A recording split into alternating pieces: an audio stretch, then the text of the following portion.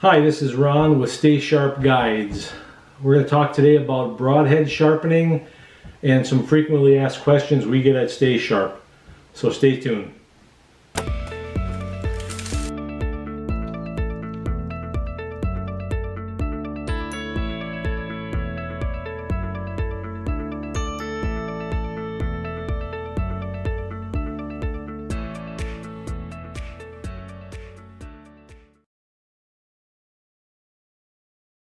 Some of the most frequently asked questions we get, email and phone calls, is how many strokes do I have to do on each side to get this thing sharp? Or it's not feeling like it's sharp enough. What am I doing wrong? How can I make this process easier? What can I do to get my broadheads sharper? So the answer to how many strokes is you won't know. It's based on a lot of variables such as how hard is the steel, how dull is your head, what are you sharpening it with, diamonds, sandpaper, whetstone. So the number of strokes can never be known. But what we do know is if you never reach a burr, you'll never get your head sharp, and it's all about the burr. So I'll explain it to you the way I've explained it 20 times a day to every person that's called me asking the same question. When you start with your head, it's dull, or it's not sharp enough from the factory, or you've shot an animal, you've practiced with it, it just doesn't feel sharp. And we're going to talk about sharpness testing in a little bit, because the other question is, how do I know when it's sharp enough, or how do I know how to gauge sharpness? So we'll talk about that as well. The key to sharpening a broadhead or a knife, any bladed edged item, is getting that burr. If you do not get down to a burr on both sides, new metal, you'll never get a head as sharp as you can. And a lot of people don't understand what do I mean when I'm talking about the burr. And I'm going to put a little picture in here right now.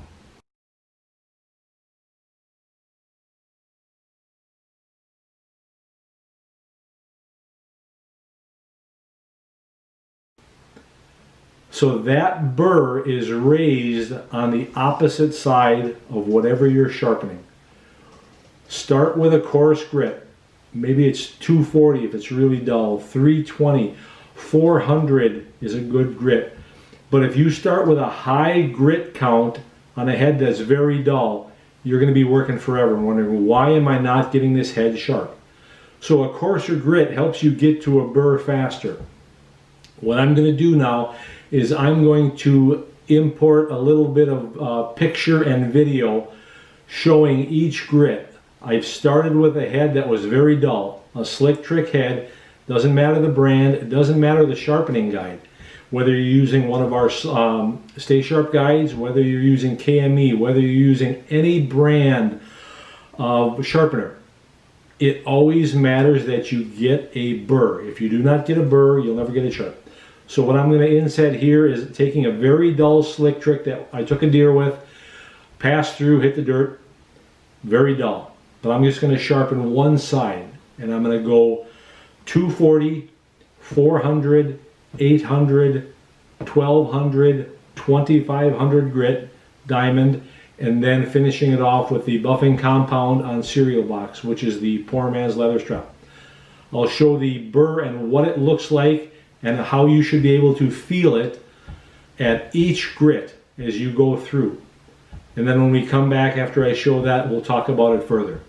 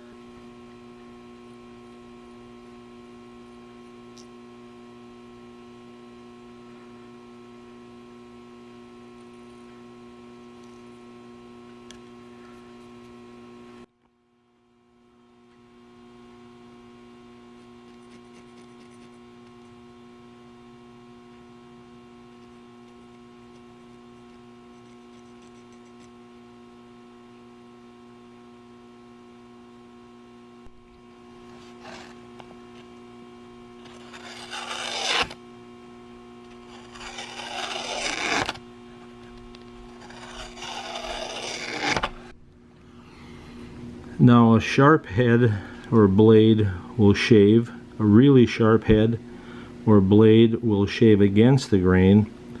A scary sharp blade will split a hair.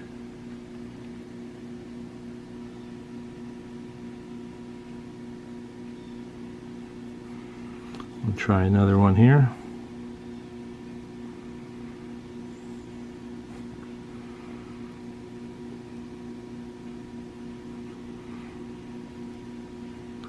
And you'll notice I'm wearing a Band-Aid now. That's because I do all my own stunts. It keeps wanting to cut them rather than split them. There we go. That one, it split it right down the center. So you can use a human hair, you can get a hair out of a natural bristle paintbrush, you can get them from your wife's makeup brushes when she's gone.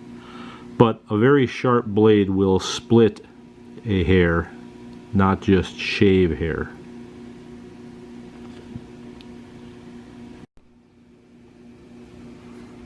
What about a head like a single bevel?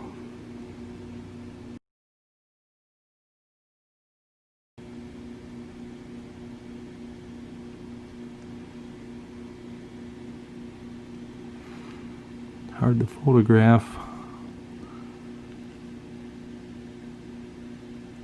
Same thing, splitting a hair.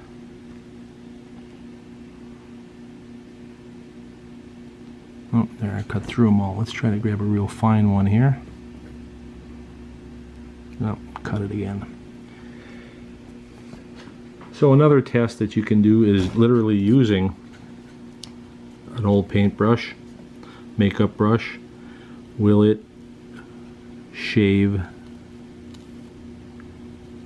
the brush, right? So in this case it's just hooking the bristles and splitting them right out. So this is a cutthroat that I sharpened. The process is the same. You'll always sharpen down on the bevel. The burr will always be on this side.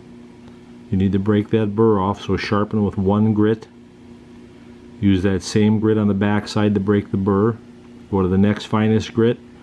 Same thing, break the burr off all the way till you get to buffing compound, again with only a backward stroke on buffing compound. And at that point you will have a single bevel head that is also lethal.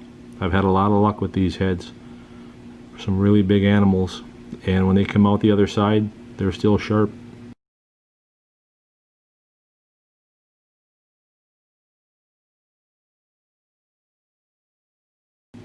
So don't be afraid of single bevel heads. It's half the sharpening because you've only got one bevel, but you're still developing a burr. The burr will always be on this side. Let me grab a plate here.